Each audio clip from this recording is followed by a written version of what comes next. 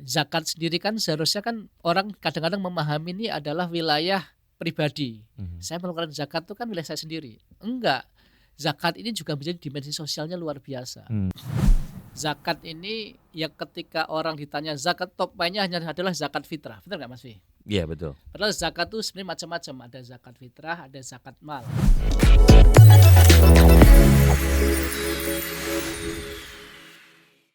Halo Sobat Investor, apa kabar? Assalamualaikum warahmatullahi wabarakatuh. Senang banget saya Ki Adrian kembali ketemu sama kamu lagi di Fincast, your home of finance and investment. Karena kita kali ini sedang berada di Fincast spesial Lebaran. Izinkan saya dan juga tim dari Fincast mengucapkan selamat Hari Raya Idul Fitri 1445 Hijriah. Mohon maaf lahir dan batin kalau misalnya dalam setiap episode dari Fincast ada salah-salah kata ya, dikit ya. Namanya juga manusia, mohon dimaafkan. Mohon dibukakan pintu maaf selebar-lebarnya ya. Nah, karena hari ini adalah hari spesial, jadi bahasannya juga spesial. Ngomongin soal Hari Raya Idul Fitri, ada satu kewajiban yang tentu saja harus dilaksanakan oleh umat muslim, yaitu adalah zakat fitrah ya. Zakat fitrah ini adalah merupakan kewajiban yang memang harus dilakukan sebelum dilaksanakannya sholat id. Nah, Badan Amil Zakat Nasional ini merupakan salah satu lembaga yang memberikan mandat ataupun diberikan mandat oleh pemerintah untuk mengumpulkan seluruh zakat tersebut. Nah, besaran zakat yang wajib diserahkan adalah beras ataupun makanan pokok seberat 2,5 kilogram atau 3,5 liter per orang ya. Nah, ini juga bisa pula berupa uang tunai yang nilainya sama dengan beras 2,5 kilogram. Ini saya sambil baca contekan ya Sobat Investor ya.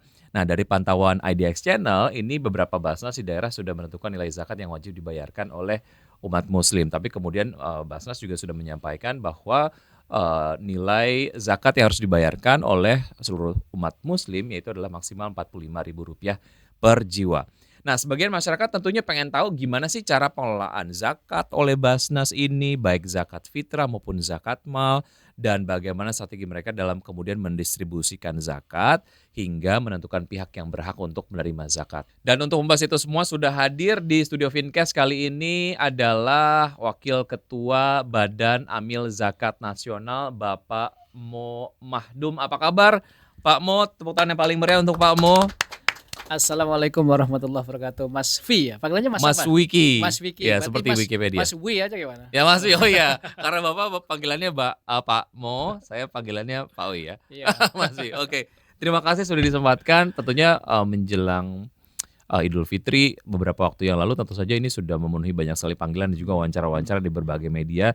Tapi kemudian disempatkan lah ya untuk hadir di Fincast. Terima kasih Bapak. Oke, bicara mengenai zakat tentu saja ini sebagai refreshment lah ataupun mungkin hal yang kemudian ingin menyegarkan kita semua gitu. Walaupun mungkin banyak dari sobat investor yang sudah hafal juga terkait dengan apa sih sebetulnya zakat, apa bedanya zakat fitrah dengan zakat mal, sedekah dan lain sebagainya.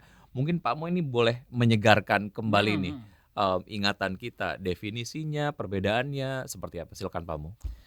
Baik, sebelumnya Assalamualaikum warahmatullahi wabarakatuh. Waalaikumsalam. Terima kasih buat sahabat investor dan terutama teman-teman IDX ya. Ini memang pertanyaan yang sangat klasik, tapi kita punya survei level literasi penduduk Indonesia tentang zakat ini belum begitu tinggi. Jadi sebagai gambaran, dari potensi zakat 327 triliun itu kita baru mencapainya kurang dari 10%, sekitar 32 triliun itu se-Indonesia. Ini masih jauh banget. Salah satunya adalah tadi, apa sih bedanya zakat, infak, sedekah, dan bagaimana cara membayarnya lebih beda lagi. Nah, teman-teman semuanya sahabat investor, zakat ini ya ketika orang ditanya zakat top nya hanya adalah zakat fitrah. Benar nggak Mas Fi? Iya betul. Padahal zakat itu sebenarnya macam-macam, ada zakat fitrah, ada zakat mal. Itu secara generik ada dua itu. Jadi zakat di luar zakat fitrah adalah zakat mal. Kalau zakat fitrah itu zakat yang dibayarkan pada saat dari mulai 1 Ramadan sampai sebelum sholat id. Untuk siapapun yang beragama Islam, baik laki-laki perempuan termasuk bayi, begitu lahir jeder gitu kalau di bulan Ramadan ya kena zakat dia kan. Itu zakat fitrah. Orang tua yang membayarkan zakatnya ya. Tetapi kalau zakat mal itu ada syarat ketentuannya. Nah, itu terkait dengan zakat.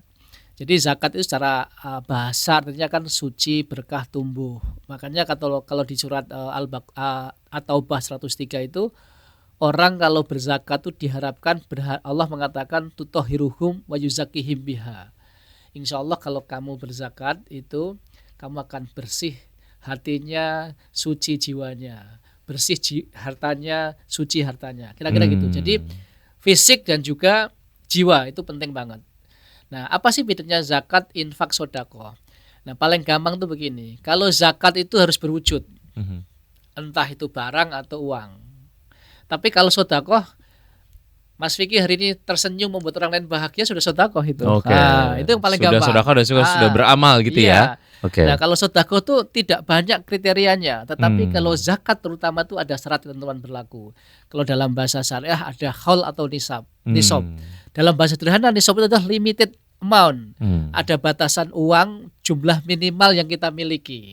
Zakat ya, di luar zakat fitrah ya, zakat mal. Misalnya emas. Kalau kita sudah punya emas sebanyak 85 gram, itu berarti kena batasan minimal 85 gram. Tapi ada syarat kedua.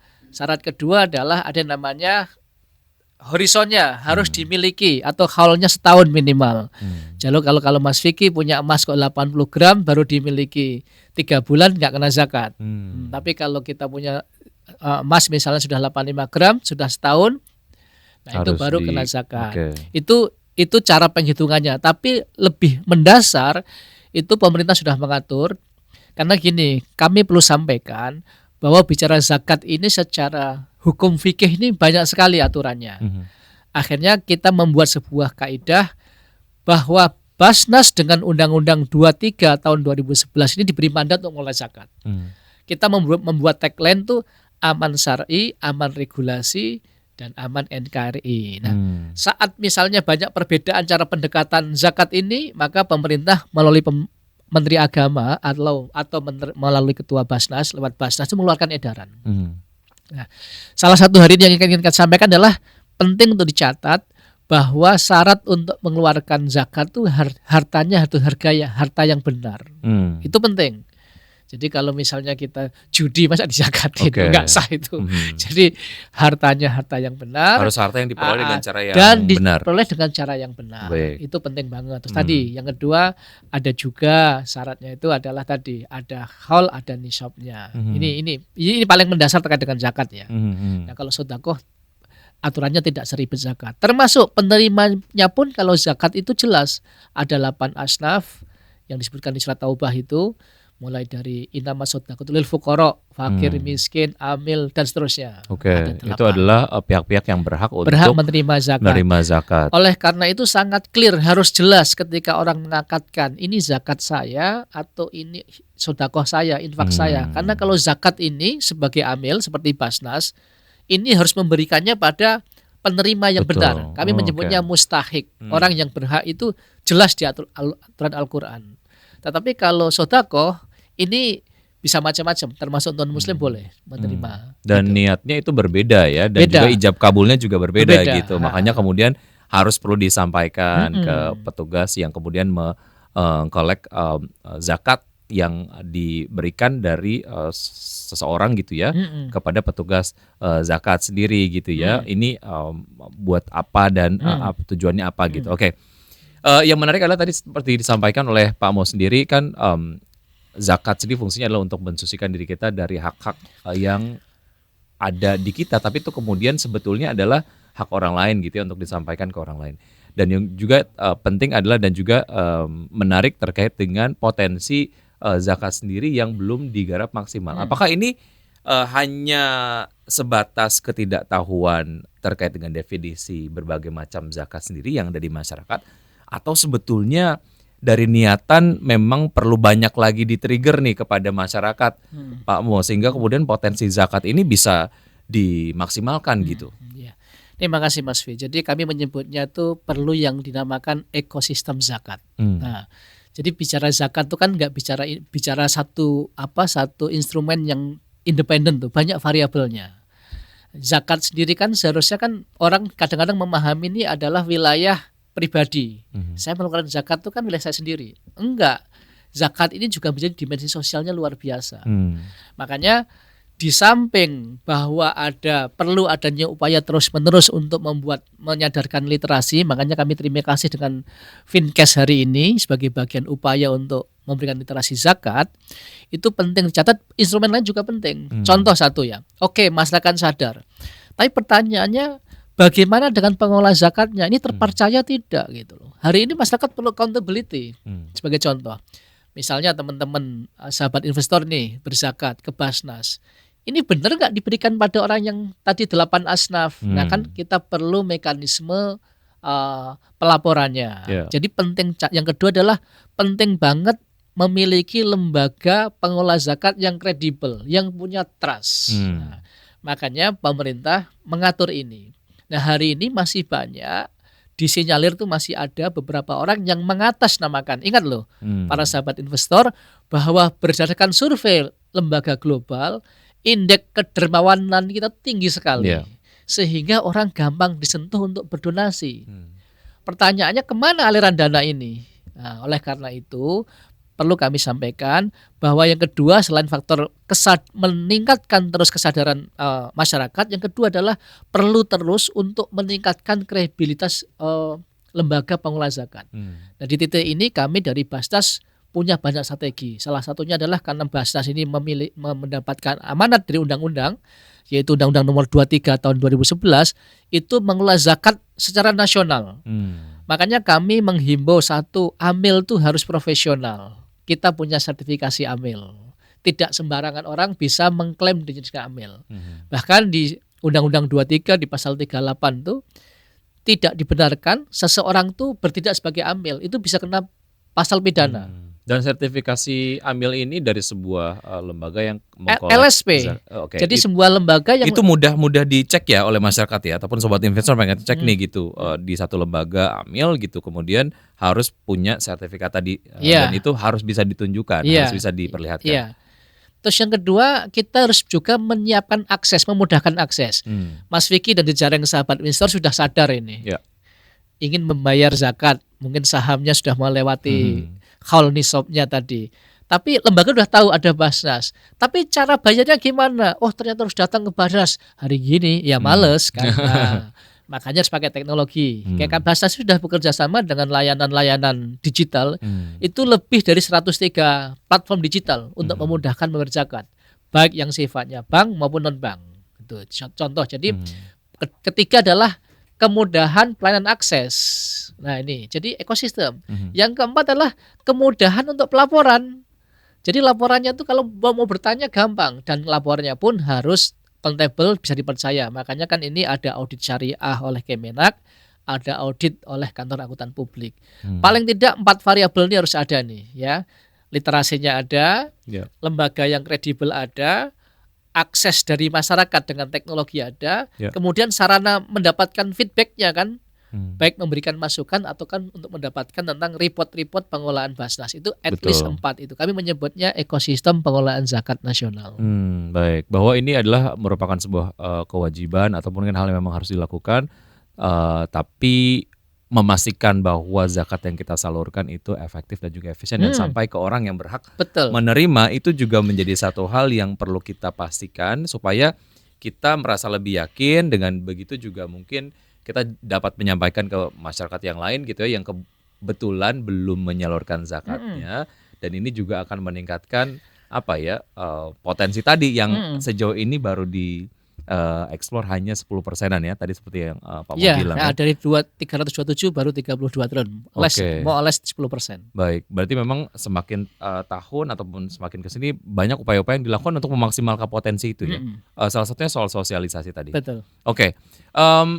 Yang juga penting untuk ditanyakan adalah mengenai implikasi dari zakat sendiri untuk kesejahteraan umat nih. Mungkin dari findings dari Basnas sendiri untuk kemudian menyadari kita semua ataupun menyadarkan kita semua bahwa ternyata zakat kita bisa meningkatkan kesejahteraan saudara-saudara kita loh gitu ya. Findingsnya sejauh ini seperti apa Pak Mo? Ya, terima kasih Mas Wi.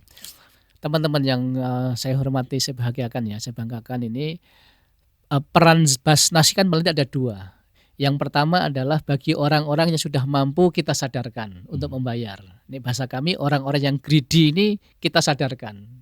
Atau orang-orang yang seharusnya sadar, seharusnya sudah kena kewajiban, ternyata belum tahu, yaitu kewajiban Basnas. Nah, tadi nih salah satu melalui podcast ini. Dan yang kedua adalah memastikan orang-orang yang berhak mendapatkan zakat itu dapat bagian. Nah, dalam Al-Quran pun ada 2. Orang-orang yang berhak mendapatkan zakat ada 2 kategori. Satu orang yang greedy juga, udah dapat bantuan dari banyak lembaga masih minta-minta. Nah, Basnas bagaimana melakukan assessment, memastikan tidak ada double funding, double financing ini. Yang kedua adalah ada sekelompok orang termasuk 8 kategori penerima zakat ini tapi punya harga diri. Kalau diminta-minta tuh nggak mau. Dia kalau diberi baru bisa karena dia punya harga diri. Nggak mau dibilang miskin lah bahasanya. Nah, ini juga bahasa harus meyakinkan dua belah ini. Nah, kita punya data dari Kemensos sehingga kami bisa mengatakan kita punya data by address by name. Nah, saat orang mengajukan kita verifikasi, ini benar enggak pendapatannya dikategorikan mustahik, orang yang layak mendapatkan zakat. Nah, kita punya dengan BPS juga namanya desil-desil. Sampai 10 ya, orang yang pendapatan 0 sampai misalnya sampai 700 sampai 1.400 per bulan.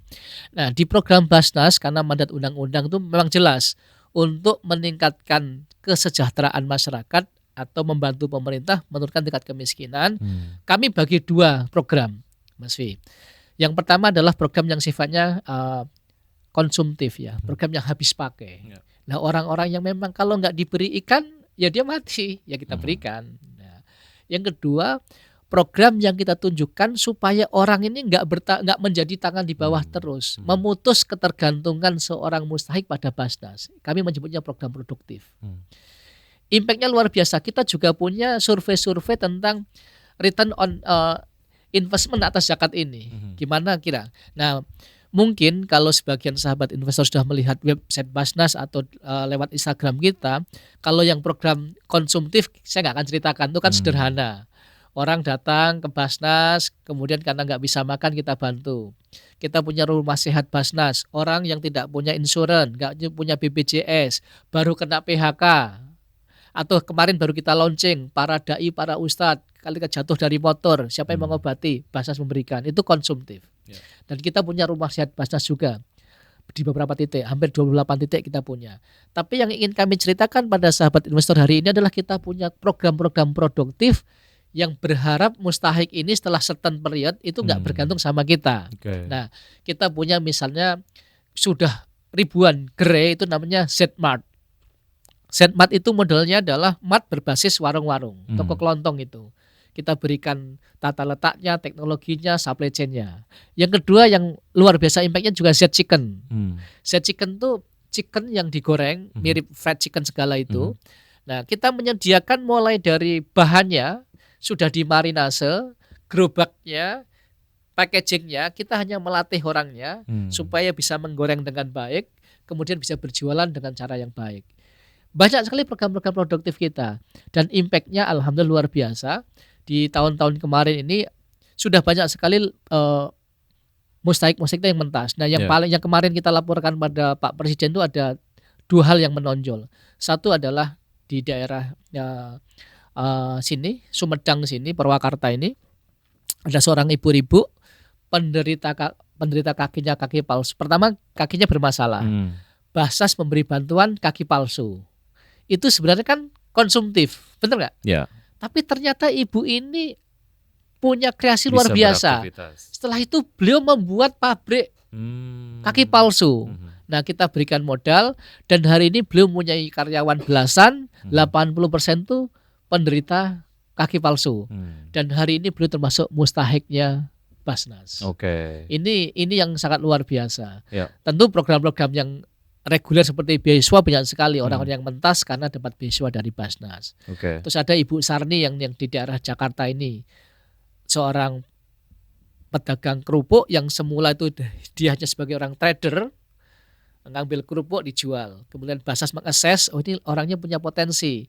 Akhirnya diberikan tungku, diberikan modal untuk beli bahan-bahan, jadi produsen, diajarin cara mengemasnya, supaya cara gorengnya juga nggak begitu gosong, dilihat enak, cara ngepeknya pas, itu omsetnya juga puluhan juta.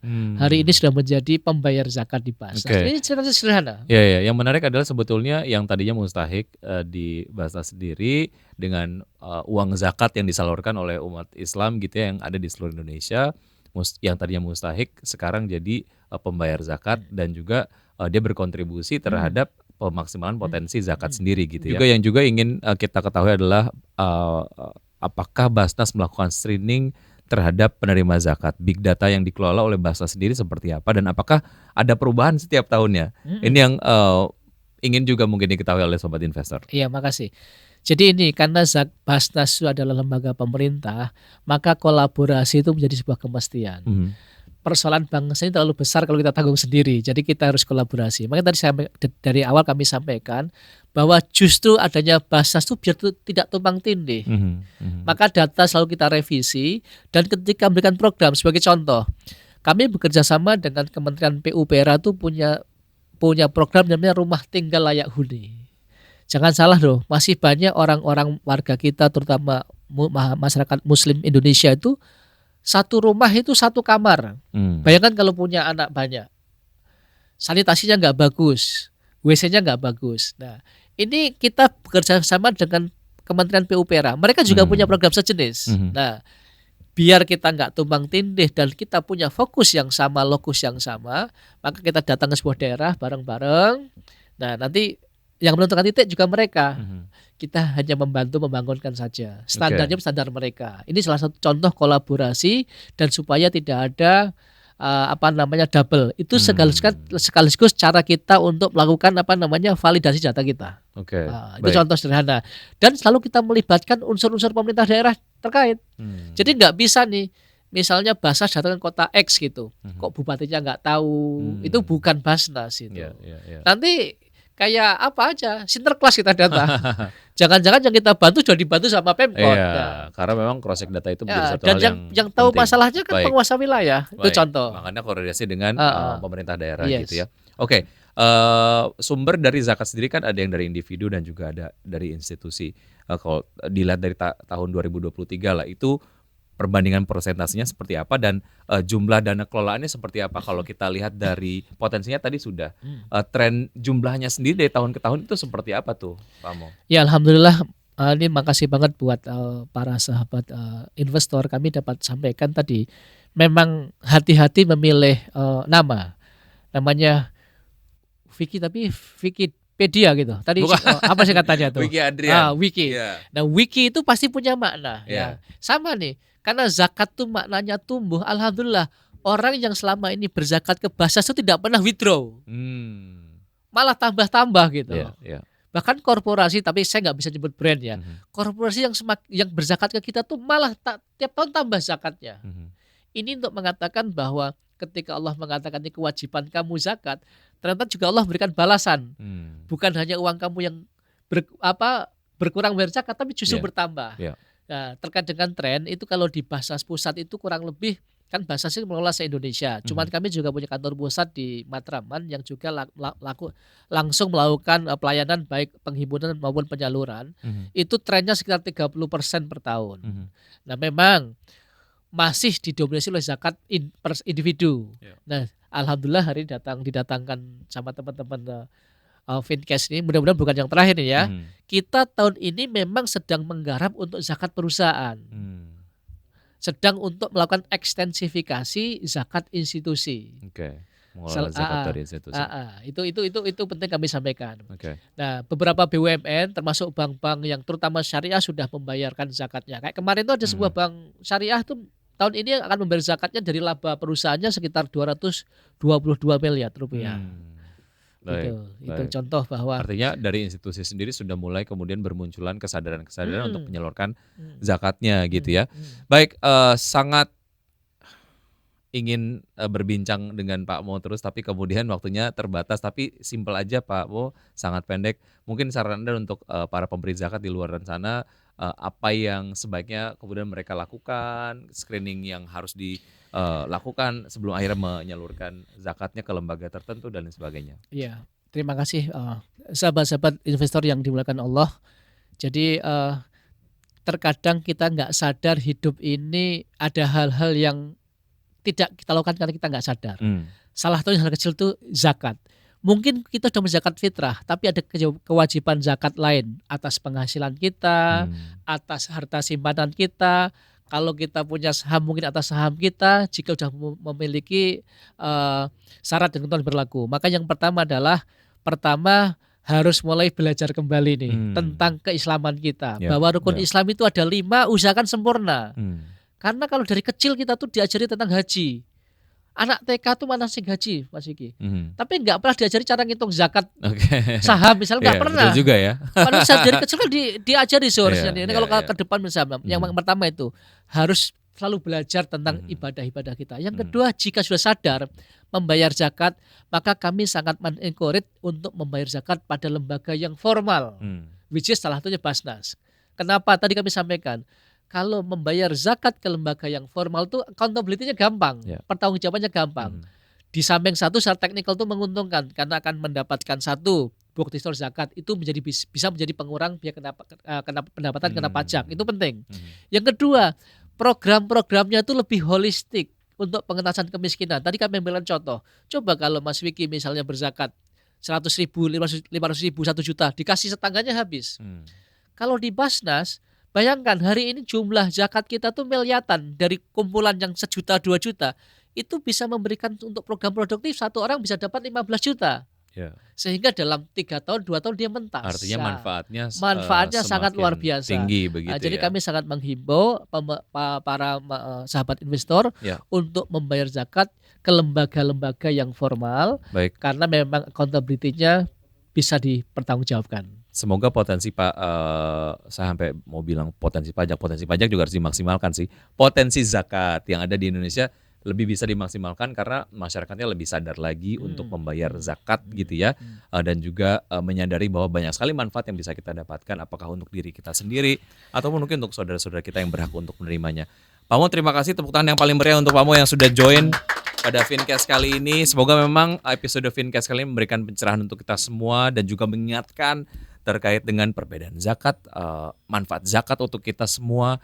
Dan yang paling penting adalah ini menjadi sebuah ibadah yang tentu saja secara amalan dicatat oleh Allah Subhanahu wa taala ya Pak Mo ya. Siap. Selamat lebaran Pak Mo, minal aidin wal faizin, mohon maaf lahir dan batin, dan juga sobat investor sekali lagi selamat lebaran, dan juga jangan lupa untuk saksikan terus Fincast Your Home of Finance and Investment di episode berikutnya karena kita masih punya bahasan-bahasan seru. Assalamualaikum.